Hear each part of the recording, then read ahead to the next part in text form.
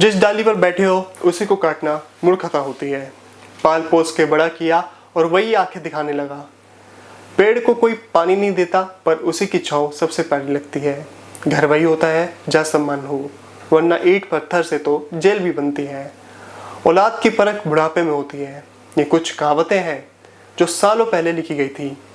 लिखी तो सालों पहले गई थी, लेकिन चर्चाएं अब भी हो रही हैं। ये कुछ कहावतें नहीं है, ये हमारे समाज का आईना है। आज के समय में परिवार टूटते जा रहे हैं। माता पिता और बच्चों के बीच झगड़े, गाली गलौज और मनमुटाव आम बात हो गई है।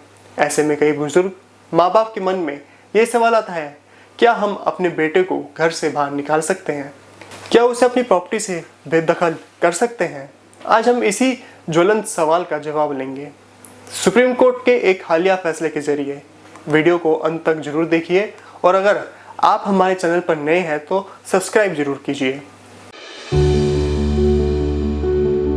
अब आइए मुद्दे की बात करते हैं।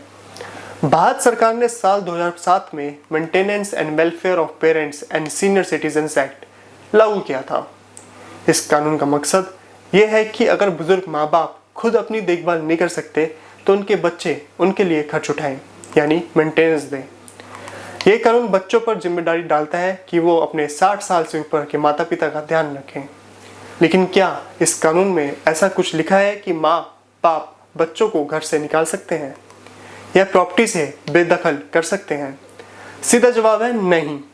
ये कानून सिर्फ देखभाल और मेंटेनेंस से जुड़ा है, बेदखली से नहीं। अब जरा इस कानून के विस्तार में चलते हैं।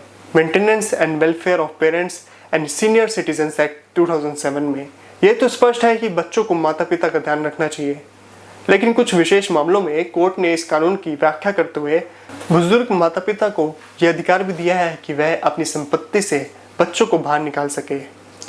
जनवरी 2025 में सुप्रीम कोर्ट ने उर्मिला दीक्षित बनाम सुनील शरण दीक्षित केस में यह मुद्दा उठाया। इसमें मां ने बेटे को गिफ्ट डीड के जरिए संपत्ति दी थी, इस शर्त पर कि वह उसकी देखभाल करेगा। बेटे द्वारा शर्तों का पालन न करने पर मां ने गिफ्ट डीड रद्द करने की मांग की। सुप्रीम कोर्ट ने स्पष्ट किया कि यदि दंपत्ति का हस्तांतरण देखभाल की शर्त पर हुआ हो और शर्त पूरी नहीं हो तो संपत्ति वापस ली जा सकती है।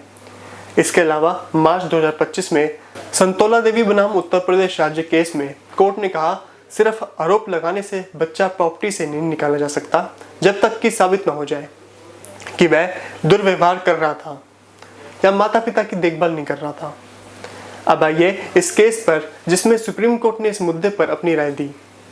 साल 2017 में एक बुजुर्ग दंपत्ति ने अपने बेटे पर मेंटेनेंस का केस किया। कोर्ट ने आदेश दिया कि दोनों बेटों को 4-4 हजार रुपए देने होंगे। बेटे मेंटेनेंस दे रहे थे, लेकिन बाद में माता पिता ने फिर से केस किया। इस बार मकसद था बेटे को घर से निकालना। उनका आरोप था बेटा बदतमीजी करता है, गाली देता है, झगड़ा करता है। लेकिन ट्रिब्यूनल ने यह कहा, आप ये सब साबित नहीं कर पाए, इसलिए हम बेटे को बेदखल नहीं कर सकते। मामला अपीलेट ट्रिब्यूनल गया। वहां से फैसला माँ बाप के पक्ष में गया। बेटे को घर से निकालने का आदेश दे दिया गया। बेटा सुप्रीम कोर्ट पहुंचा। अब सुप्रीम कोर्ट ने क्या कहा? माँ बाप ने 2025 के केस उर्मिला दीक्षित वर्सेस सुनील शरण का हवाला दिया। उन्होंने कहा, हमें अपने बेटे से खतरा लगता है, हम उसे अपनी प्रॉपर्टी से बाहर करना चाहते हैं। सुप्रीम कोर्ट ने कहा, हाँ, अगर बेटा सही में गाली गलौज करता है, मारपीट करता है तो उसे घर से निकाला जा सकता है, लेकिन सिर्फ माँ बाप के कह देने से नहीं, उसे साबित भी करना होगा। ये कोई ऑटोमेटिक राइट नहीं है कि आप एप्लीकेशन डालें, बेटा बाहर हो जाए। सुप्रीम कोर्ट ने कहा, बेटा 8,000 रुपये खर्च दे रहा है, उसकी ओर से कोई खास गलती नज़र नहीं आई, इसलिए उसे प्रॉपर्टी से बाहर नहीं निकाला जा सकता।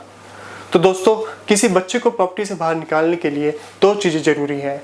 बच्चा आपका ध्यान नहीं रख रहा हो, बच्चा आपके साथ दुर्व्यवहार कर रहा हो और ये साबित हो, वरना सिर्फ मनमुटाव की वजह से उसे प्रॉपर्टी से बेदखल नहीं किया जा सकता। माँ बाप की संपत्ति में बच्चों का हक होता है, खासकर अगर वह बेटा माता पिता के साथ रह रहा हो। सुप्रीम कोर्ट ने स्पष्ट किया, कहा रीजनेबल ग्राउंड्स होना जरूरी है। उम्मीद है आपको ये वीडियो जानकारी पूर्वक लगी हो। अगर आपके मन में इससे जुड़े कोई सवाल हो तो नीचे कमेंट करके जरूर पूछिए। वीडियो को लाइक कीजिए, शेयर कीजिए और द लॉर्ड वॉइस को सब्सक्राइब करना मत भूलिए। मैं मिलूंगा आपसे अगली वीडियो में एक और जरूरी लीगल मुद्दे के साथ। तब तक के लिए कानून को जानिए और अपने अधिकारों के प्रति जागरूक बनिए।